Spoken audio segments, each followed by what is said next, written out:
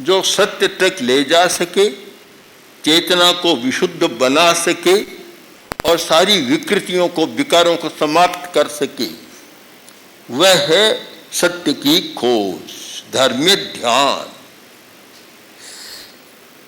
दूसरा होता है अर्थ ध्यान, और आदमी ज्यादा दुखी अर्थ ध्यान से बनता है। आप स्वयं अनुभव करें, स्वयं ध्यान के द्वारा देखें, भीतर जाकर देखें, तो आपको पता चलेगा कि मैं जितना दुख मान रहा हूं दुनिया में उतना दुख है नहीं। दुख वास्तव में उतना नहीं है जितना आदमी मान रहा है।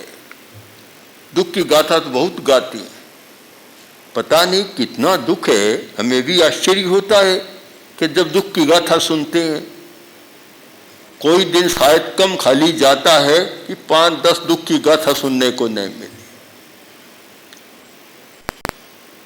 हर दिन मिलती है। कभी पता नहीं कितने लोग आए और मेरा यह दुख है, मेरा यह दुख है, दुख की गाथा को सुनने को मिला। हर रोज मिलता है।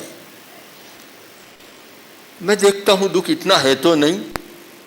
कहीं भी आकाश में आपको दुख नहीं दिखाई देगा। कहीं कहीं प्राकृतिक प्रकोप होता है तो समस्या का कारण बन जाता है, फिर भी वह दुख का कारण तो नहीं बनता। न कोई जयपुर के बाजार में जैसे हीरा पन्ना बिकते हैं, कोई दुख बिकता है, और न कोई कारखाना है कि जहाँ दुख पैदा किया जाए। कोई भी उसका उत्पाद नहीं हो रहा है, कहीं भी नहीं है। फिर कहाँ है दुख? व्यक्ति अपनी भ्रांति के कारण दुख का सृजन करता है। अगर उसे सत्य का बोध हो तो दुख कम हो जाए, भ्रांति के कारण वैसा कर रहा है। एक भ्रांतियां पाल ली, अवधारणा बना ली और उसके आधार पर दुख भोगता है। मान्यता के आधार पर दुख भोगता है। मान्यता बना ली कि बड़ा आदमी आए तो छोटों को खड़ा होना चाहिए। अब बड़े के मन में एक धारणा बन गई और उसके अहं का पोषण भी हो गया या सुख का साधन बन गया।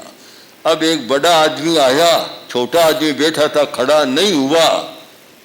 वह तो बेचारा खड़ा नहीं हुआ, दुखी वह बन गया। बड़ा आदमी दुखी बन गया क्योंकि उसके अहं को चोट लगी कि मैं आया और ये खड़ा नहीं हुआ। मैंने ऐसा देखा है। कोई बड़े सेठ थे, आए, जो अध्यापक पढ़ा रहा था, ट्यूशन का था, पढ़ा रहा था, खड़ा नहीं हुआ। तत्काल अपने अधिकारी को बुलाया, बुलाकर कहा इसकी आज ही छुट्टी कर दो। पूछा क्यों, क्या कारण है? अच्छा नहीं पढ़ाता तो अच्छा है। तो फिर मैं आया, खड़ा नहीं हुआ, बस छुट्टी कर दो, इसको नहीं रखना है। अब दुखी कौन बना?